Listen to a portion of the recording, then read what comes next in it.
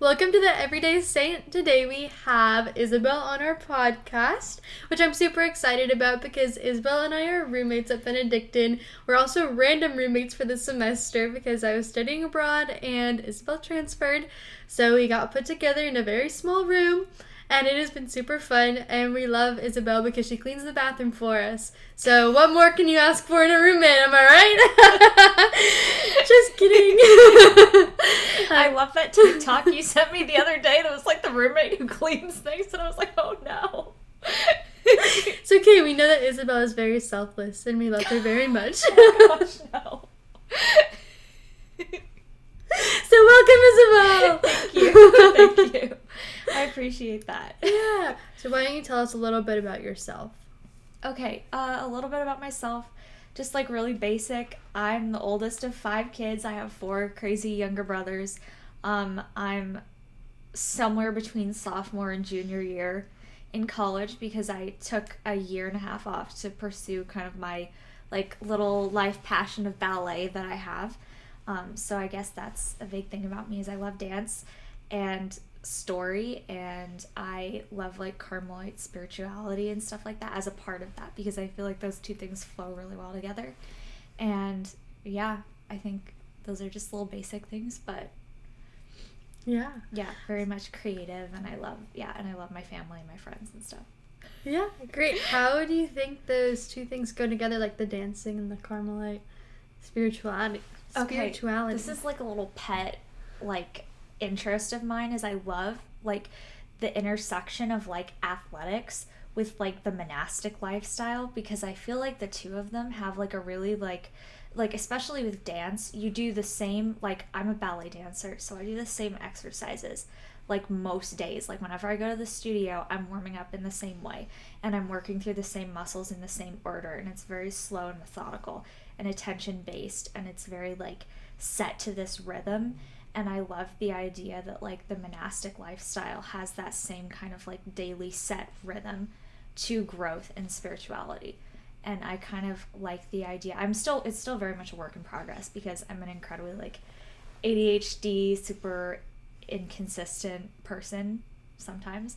So it's like very much growing in those things, but I love the idea of just being able to meld that like constant growth / like daily routine and like the quiet rhythm of it together. So yeah.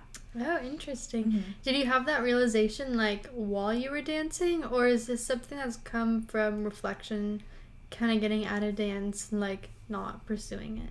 I think I definitely realized it a little bit while I was still like actively dancing with my little youth company back home, but I had that realization, but I wasn't deep enough into my spiritual life where I was like really trying to live out the two connected.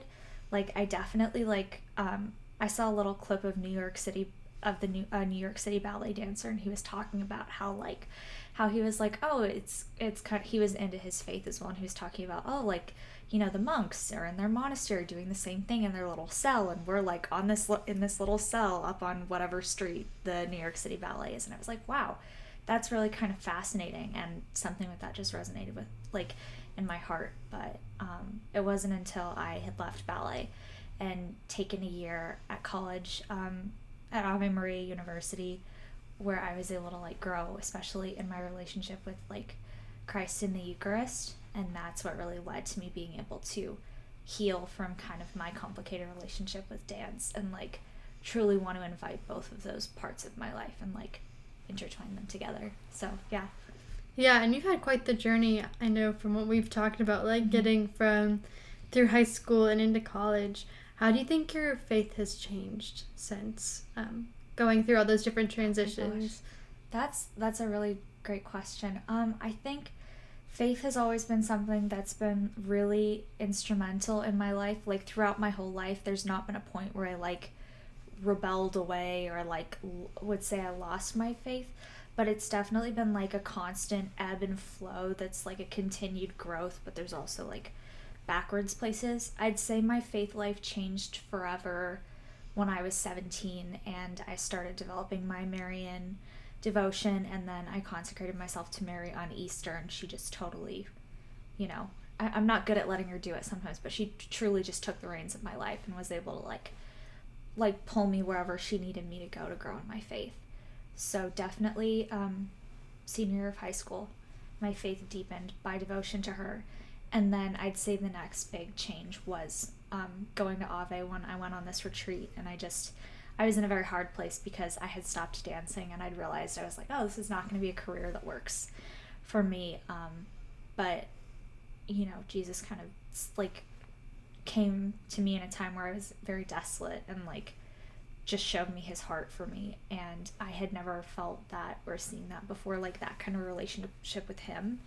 And I don't think I would have had that if his mother hadn't led me to him. Like, I really clung to Mary and was like, you got to bring me to your son because I don't know how to get to him myself. But yeah, she led me to him, and now it's growth, like becoming friends with different saints and trying to deepen that relationship.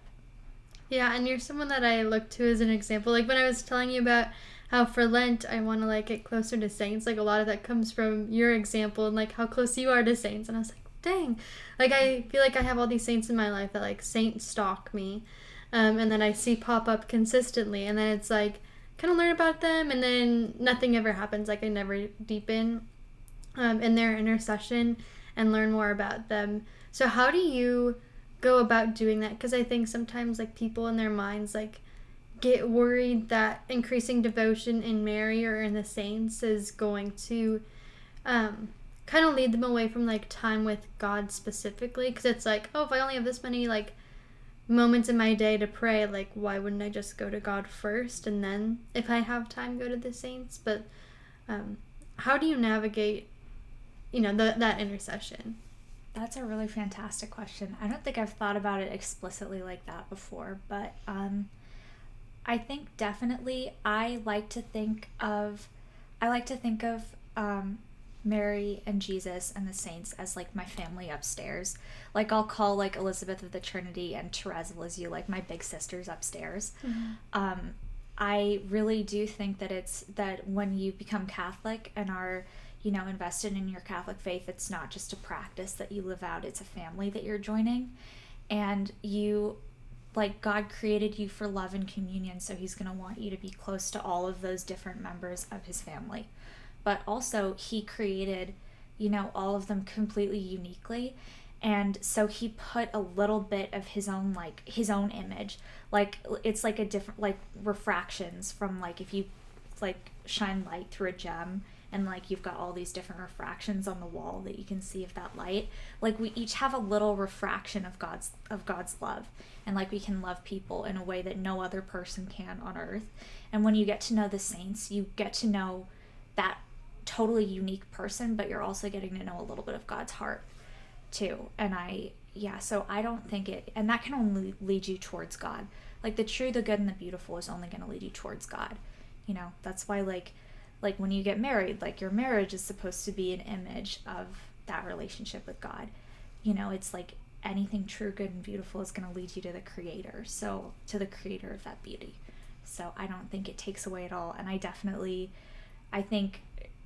don't think it's a compromise. Like, I don't think you're like, oh, God or this person. I think you dive like head first into those relationships. And it, you know, God's never going to be like, oh, why is she talking to my mom instead of me? Like, that's not, mm-hmm. Yeah, definitely. And it's like the saints have walked through so much of what we've walked through. Like, obviously Jesus did too, because he took on human form, but he was like, he knew exactly what he was doing. I mean, he's like 100% God, 100% human. But the saints have this really unique intercession, as they spent their whole entire life like praying and getting to know God's heart, and now they're in complete union with God. So now they can continue praying and doing what like their life's mission continued in heaven, and that's why we admire and ask for their intercession so much. And I think too, it's like, for me, someone I love is Saint Rita. And I mean, you know the story, like I went Rita. Rita! Of, you know, when I got diagnosed with Hashimoto's disease, I wanted to find a saint that was going to help me through that and like could provide an example, like someone who's already led the way before me, so I could look up to them and like admire their strive for God. And while I couldn't find a specific patron saint of Hashimoto's disease, I did find Saint Rita, who's the patron of impossible cases, and I am an impossible case. You need that on a t-shirt. That would be such a funny t-shirt. Oh my gosh, that's a great idea. I like that. I'm an impossible case. Saint Rita, pray for us. Right on. That part you put on the back. Yeah, right. But That's anywho, so cool. yeah, I kept seeing her everywhere, and it's like, well, like she walked through something really difficult, like an impossible like case that she didn't think that things in her life would be resolved, and God ended up resolving them. And saints that she asked for their intercession for, like when she was praying that she could go into the convent, like when she was finally let in, she levitated into the convent being carried by the 3 saints that she asked their intercession from. And that's just such like an incredible story of like our saints are there for us to pave the way for us, and then also lead us through that way because they know God's love best. Yeah, and like when we have those moments that are like our our little victories, like they're going to be there to carry us through that, like because they've been with us the whole time. Which is so cool. No, I love your story with Saint Rita. I think it's so cute. Yeah. Thank you. I need to. What saints have you noticed like intercession from in your life? Oh, that's a really good question. Definitely Saint Therese of Lisieux and Saint Elizabeth of the Trinity were huge for me growing up. I didn't get to know Elizabeth very, very well because I just didn't know as much about her. But my mom, who is like my best friend on the planet, like I'm super close with my mom, has always had this like, she's always had this like Carmelite devotion and this Carmelite spirituality, because she was a nun herself for a little bit, for like 10 years. Oh, just a little bit. Yeah, just a little bit. But she always had a devotion to these Carmelite girls, and she loved Therese's whole family, the whole Martin family. So I just remember growing up with stories of both of them, like from when they were kids, and like reading little parts of their diaries, and my mom consoling me because I'd freak out, and she'd be like, "Oh, don't worry, Saint Therese had a problem with that too." So I always felt like this kinship to their whole family. So to Zélie and Louis as well, Therese's parents. So definitely the Martin family, and Saint Elizabeth of the Trinity, who is another fantastic young Carmelite who I was named after. My mom got a relic of her when I was pregnant. I know. Wait, when she was pregnant, not when you were pregnant. Yes, that's my other story. We'll get to that later. No, I'm so joking. Oh no. Like we're learning new things on the podcast. Yes, I have a child. Okay, I'm kidding. She's kidding, everybody. We're kidding. We're very, I'm very gonna kidding. post that clip and that clip only on my Instagram. I have a child. That's it. That's the hype for this episode. That's the hype. Like, learn about what motherhood in college is really like. Oh gosh. Okay, no. No, when my mom was pregnant with me, she was sent this lovely little note in French with like this little ribbon with a piece of Saint Elizabeth's hair wrapped around it, and I have it now, and I'm very happy. It's so cool to have that like physical connection to the saint. Yeah, but those girls, and then Saint Philomena was not one that I like had a devotion to growing up, but my good friend / like mentor Liz, definitely, she told me to pray to her, and I was like, okay, this woman who has been my therapist has told me to pray to this saint, and I'm like, I've never felt a connection with her before. I've seen like the picture of like the Roman girl with the wreaths, and I'm like, okay, like she seems cool, but I got to Ave, and I was like just dunzo, like I was like lowest of the low. I like missed dance, but I like couldn't go anywhere near it, and I decided, I think I talked with my mom, I had a conversation on the phone, and then I was like, okay, I'm gonna do a novena to Saint Philomena. I'm like, just to see what happens. And it was like immediate when I finished that novena. Like I immediately, like I found the household that I was going to be part of on campus. I met the girls that would end up being some of my best friends while I was there, and I also went on that retreat that kind of like kind of exploded my Eucharistic devotion. So she obnoxiously inserted herself into my life, and now I'm just like, okay, you're cool. And I always imagine her as this kind of like needy like Catholic princess in my head who is just like poking me. She's like, hey, you should talk about me, you should tell my story and stuff like that. Like she's just very like she likes to insert herself into people's lives. Oh. So I that's cute. Yeah, so I love her too. I love the way that you like talked about them too. Like they literally sound like your best friends. Because they're people. I think that's the big thing is like people are like, oh, I have this devotion. Like I love the word devotion. I'm not going to be like, oh, you can't, but like you can go deeper, you know, like devotion, yes, devotion, fantastic. But what about friendship? You know, like I believe we're truly called to have friendships with these people, because what's it going to be like in heaven? You know, we're gonna be reunited with our Heavenly Father, with our true spouse, Jesus Christ, and with our mother, and then we're gonna be like, oh yeah, and there's all these people that I had devotions to. Like, how does that come to fruition? You know, be like fangirling up there. I'm like, I'd rather be like, oh my gosh, look, they're my like, I get to meet these people that I've looked up to, but they've also been like older sisters in the faith, and yeah, I want to aspire to, you know, just have that relationship with them and like humanize them too. Yeah, because they were human. So exactly. It's very easy to, because it's like, wow. Sometimes you can even read like things that they wrote, like the Story of a Soul by Saint Therese. Like when you read it, it's like she's writing a letter to you, and obviously she wasn't never intended for those letters to be published. But now we get to read them and like learn about her from her perspective, which is so like such a beautiful testament to the life that she lived. And it's not like people who admired her writing about this. It's like, no, she's letting you into like view her heart, which is what they're doing when they're interceding on our behalf, is like, I know what you're going through, and like let me help you help lead you, and like here's my heart, you can have pieces of it so that like you can get to heaven too.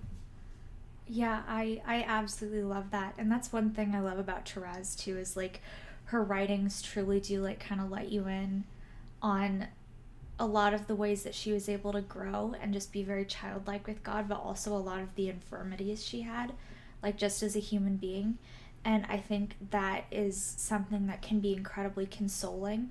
Like her whole little way is just incredibly consoling, because like you look at it and you're like, oh, she's like, you know, make yourself a child and just, you know, raise your little foot is the phrase she uses. That's just like, just do the littlest act of yes, you know, and God will pick you up and he will bring you to the heights if you're a little soul that can't get there yourself.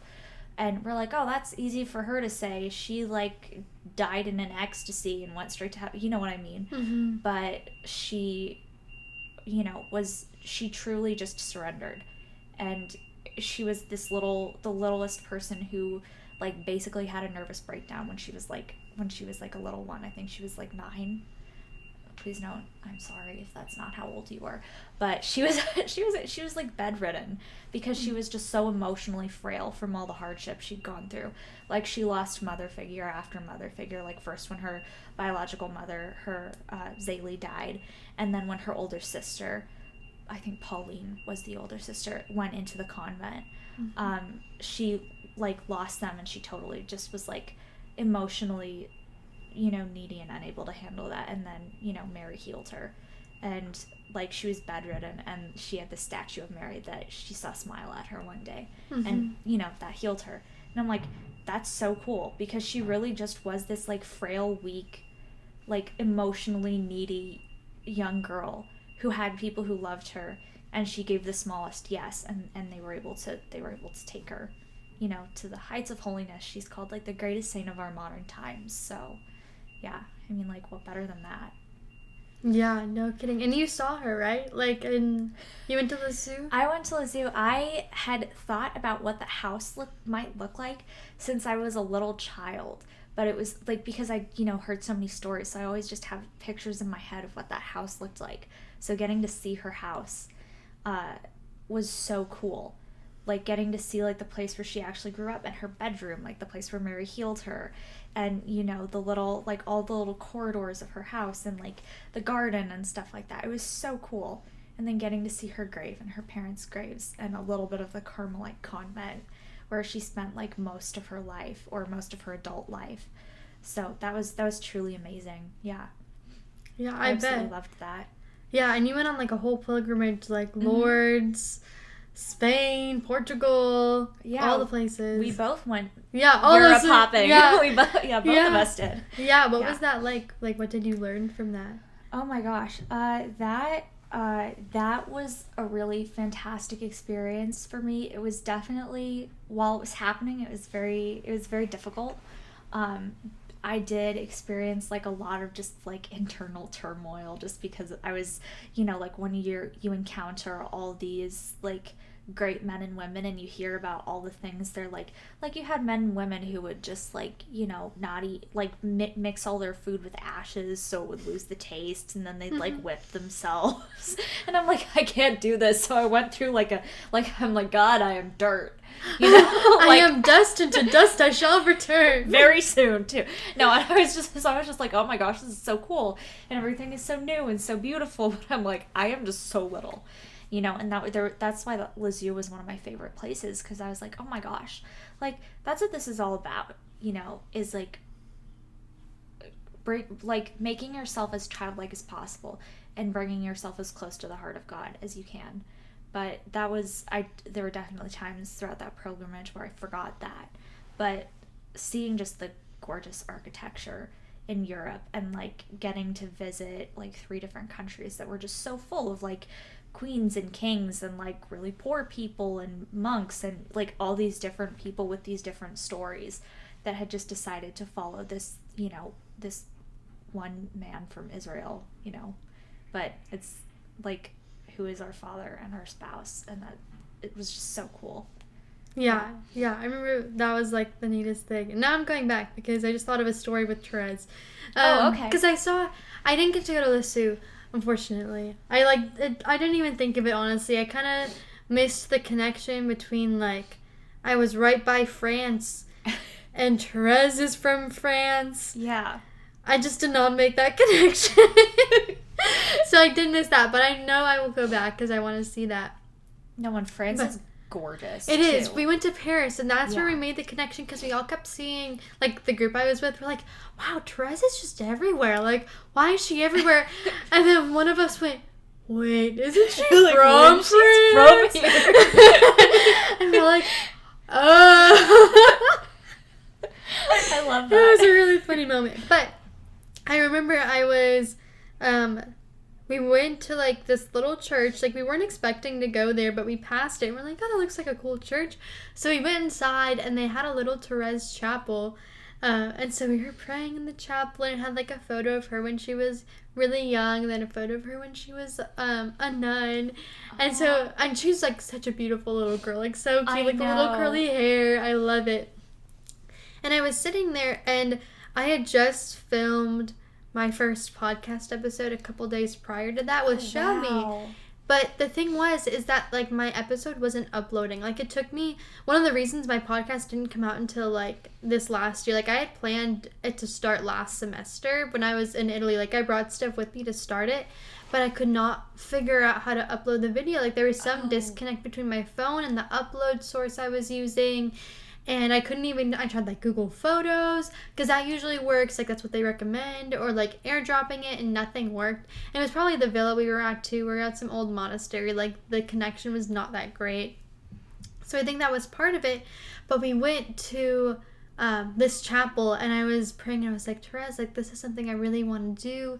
And like providing, like this is called like the everyday saint for a reason, because it's like all of our little ways of coming together and pursuing our faith. Like even if you're not studying theology, or you don't think that you're that big of a deal, but like someone's going to listen to the wisdom that you have and that God's shared with you, and you don't have to be some influential person to be able to share that wisdom.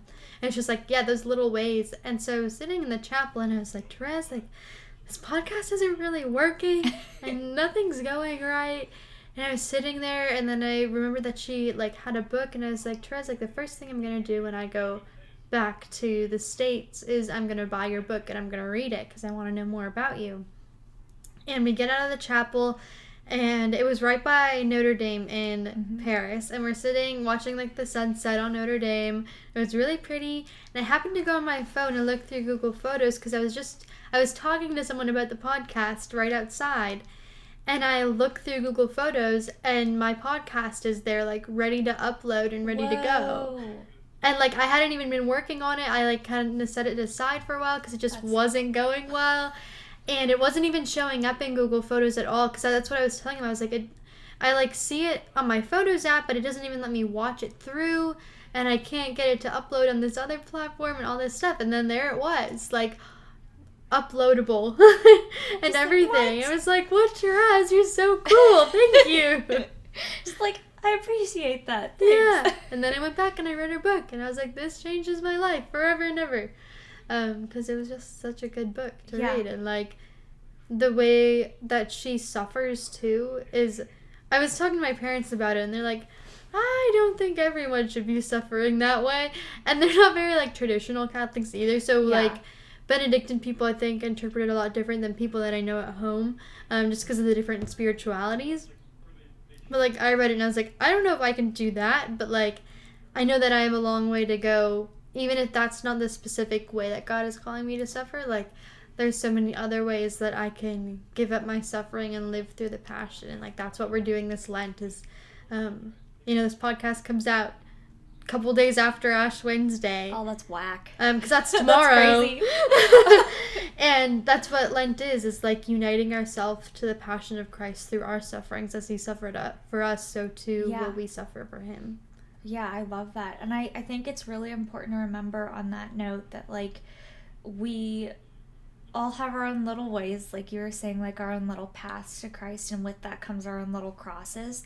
And, like, those are, like, we don't have to necessarily, like, Therese wasn't, like, I think she was really afraid of suffering. Like, she had a lot of fear about suffering, as, like, that came from her kind of emotional frailties when she was younger.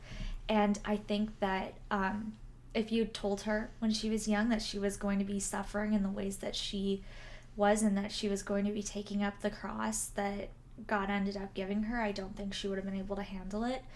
But the important thing to remember that I so often forget is that God truly gives us, like, the grace to endure and to be faithful through those passions. And that's not like, oh, God gives us the grace, but, like, genuinely, like, he sustains us through those trials. And, like, that's been one of the coolest things to see on my own journey, that, like things will happen, and I'm like, if you'd told me that this would be happening while, like 6 months ago, I would have been like, no. But, like, you know, you only realize that once you're through the trial itself, and you only got through it because God, like, he shepherded you through it, and he gave you what he needed to sustain, like, what you needed to sustain yourself, even in that time of, like, difficulty. So I think that's something that's important to remember, but also that, like, our little sufferings that he does give us are, like, they're almost like gifts, because they are for our, for our growth and for our salvation, the things that he allows to happen to us, and he uses them to bring about, like, the best parts of our life. And I kind of, like you mentioned, Lent starting, I want to be really attentive to that, like, that kind of idea of, like, being really attentive to, like, what sufferings God is giving me and how I can give those back to him this Lent. So yeah, how do you think that you go about, like, uniting those sufferings? Because for a while, I, like, went back and forth with that. I was like, okay, like, I'm suffering, but, like, how do I even give it up for God? Like, how do I offer that up? Have you found a way to do that? Yeah, kind of. Like, it's a really, like, we're human, and we're not gonna, I don't think we fully perfectly figure any of this out until we're already done, until we're already in heaven. But what I do is and again, I'm not very good at this, but when I, like, the most important part of uniting our sufferings to God is to remember that, like, you can't unite something to God that you're keeping from him. So you have to talk to him about it. You have to, like, sit down, and it implies and involves a lot of honesty and vulnerability that I think is really hard to give, because we like get into this mindset of our faith being this really like polite, like, I'm not saying be impolite. I'm saying that we get into this habit of our faith being very like, and this is what happened in my day, or we don't tell them about our day, and then it's like, please give me this, or like, thank you for this, or I'm sorry for this. But it's like, he wants this deep relationship with us that involves us being like coming into the adoration chapel, sitting down or kneeling down and being like, you are not going to believe, even though he already knows what just happened, I'm going through all of this, and like just dumping it like you would like when you were talking to a friend, and like really like allowing him to support you, because he wants to be able to support you like as your Father in heaven. And too often we tend to isolate ourselves and treat ourselves like orphans, when like as our parent, he doesn't want to see us like crying about something or like upset about something off by ourselves. He wants us to run to him with that thing, and like to let him embrace us and show us the places where we're wounded, and like bind up those places. So I think the first step, and I'll like let you know if I ever figure out what the second one is, but I think the first step is you have to tell him. You have to go to him and you have to just sit at his feet and like spill everything. Yeah, it's kind of like not telling him would be like if you were in here crying and I was out the door and I could hear you in here crying, but like knew that you didn't want me in here with you, like I would feel absolutely terrible. Like, I know that there's something wrong going on in your life, but you're not like inviting me into that to help comfort you. And probably the best thing for you in that moment is to have somebody come in and be there for you and comfort you. And that's what God does. That like he can see that there's something wrong. Like he knows that there's something wrong, and he's waiting for that invitation to like come in and let you like lay that down before him so he can heal your heart. Not that he's not going to heal your heart whether you know to go to him or not, but like going to him first is going to help that healing process. It's not just like waiting for it to go away. Like time heals wounds, but not really. Yeah, Jesus heals wounds. Jesus heals wounds. Time on its own, like without Jesus, just mutes them, and then they just come up again later because they're still there. But yeah, no, I love that you bring up that kind of image of like you being outside and me not letting you in, because I do feel like that is how we often are with God, is like he's out there, he knows we're in here hurting, but we have refused to let him in. And that, you know, like you said, that would make you feel horrible if it was you and me. And I think what we forget too is that like hurts God's heart when we don't let him in. But also, and more importantly, like the amount of healing we can bring to the Sacred Heart of Christ when we allow him to heal our wounds, like, is exponential, because he's, you know, and this is something that Saint Therese talks about a lot, is like, you know, the heart of God that is suffering, you know, and has given so much love, but has been so little loved in return. You know, like us going to him and just giving our hurt to him and returning to his heart, he aches for our own hurt, but when we return to him, that allows a healing to take place in his own heart, in his human heart as well. And I think that's something that a lot of people forget, you know, that it is a relationship that goes both ways, and that one of the human needs that the heart of Christ has is to be in communion with other people, you know, and that he wants that with us desperately, and it hurts him that he can't have it, and that like so much healing can be brought when we unite ourselves to Christ. Right. It's kind of like the more and more we avoid him, it's like he's out the door and now we're locking the door, and like, right, oh, like he's calling you to go to mass that day, now you're putting up a board on the door because you don't want him to let him in.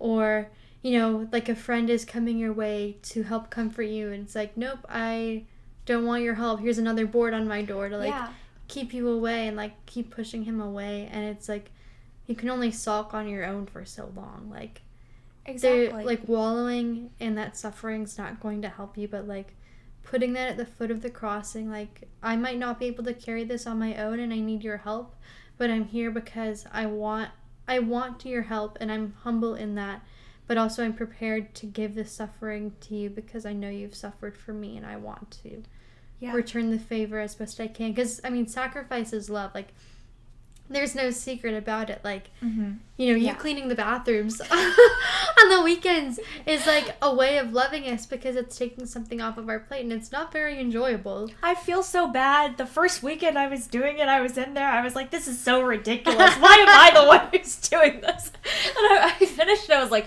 I feel like I need to go to confession now. Because, like, you're doing it, you're like, I'm so upset. But, like, I was like, hang on, no, that's fine. We didn't talk about it at the beginning of the year. I decided to do it. Right. So, like, yeah. But, no, I agree. Right, and like the best way you can love someone is like living through the Paschal Mystery on behalf of them, and that's what sacrifice is like,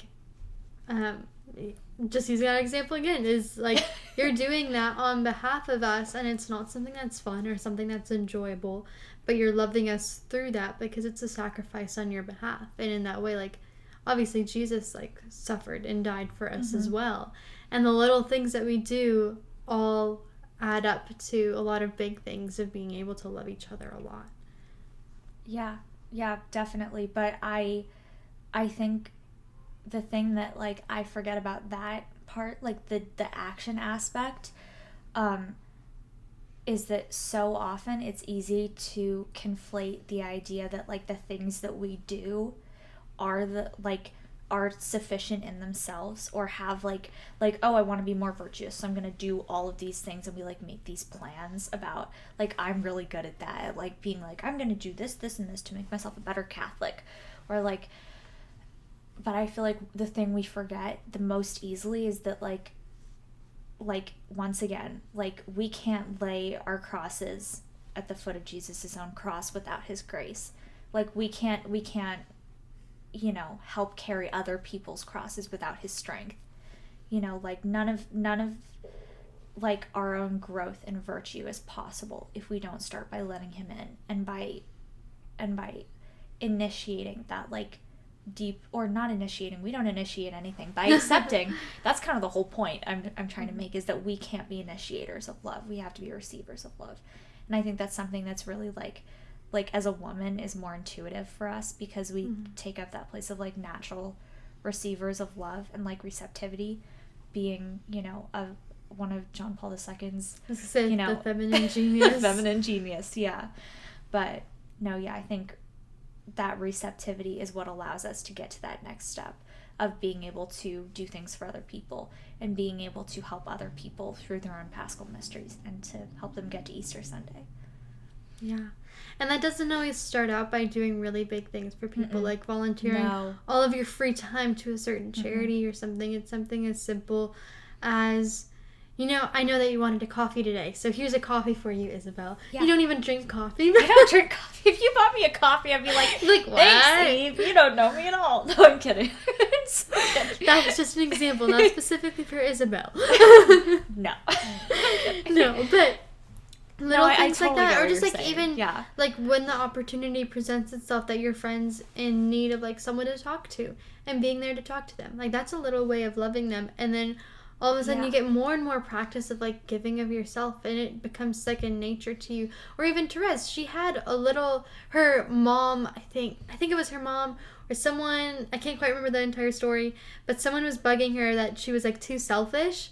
So what she did is she made like a little sacrifice. Do you know what I'm talking about? This part of the story, she had like a string with beads on it, and each time that she gave a sacrifice that day, she'd move a bead from one end to the other, and it would keep track of how many sacrifices she gave up for other people that day. And so she challenged herself to like get 10 of them across to the other side that day, because that's 10 ways that she like gave of herself for someone else. And then I'm sure it got to the point for her that she didn't even need the thing to keep track of the selfless things that she was doing, because it was something that she had practiced and become so attuned with in her life that it just became a second nature for her.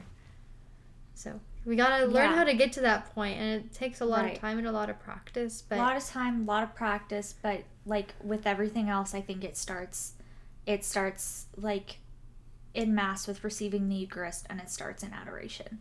Like if you feel like you're someone who really struggles with giving of yourself, the first person you need to give to is God, and he gives you the grace sufficient. Like I worked at a summer camp over the summer, and it is really, really hard to be essentially in a teacher role in a classroom with like 25 screaming kids, like if you're not like united to God. But like we received the Eucharist every morning before work, and we had adoration every afternoon. And like slowly throughout the summer, even as I was getting more exhausted, I found it was still like that the exhausting parts, but like the parts where you were able to like help the children became more and more fulfilling, because you're not giving to themselves like purely because you're like, oh, I have to check this off my list and I have to do something for this person. It's like this is flowing from a place of true selflessness, which means it's not me doing it. It's flowing from a place of letting just Christ use me as like just a total vessel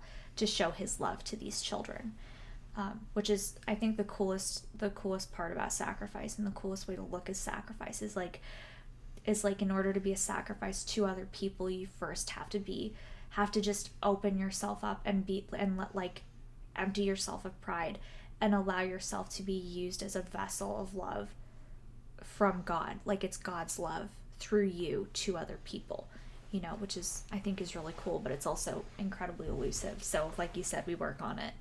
We do what we can. Yeah. Yeah, and I think that's so neat that you guys, you know, you spent your whole entire day like sacrificing on behalf of these kids to like help them grow in their faith and know God. But it's like you started out your day by receiving the greatest sacrifice that we have in the Eucharist. And that's just so beautiful. Like that sacrifice of love is like the way that you start your day, and from there you can give of yourself in other ways too. No, and I love that. It's really like keeping your priorities straight. And I've heard you talk about like your love and devotion for the Eucharist, and I think that's something that's like so sweet and so inspiring too. So I know you understand that. Oh yeah. Us gluten-free people, we really get the struggle of the Eucharist. Yeah. The other, you were there at Mass. How they like, they made me receive in a different way, because I went up before and it was like, hey, can I have the blood? That sounds.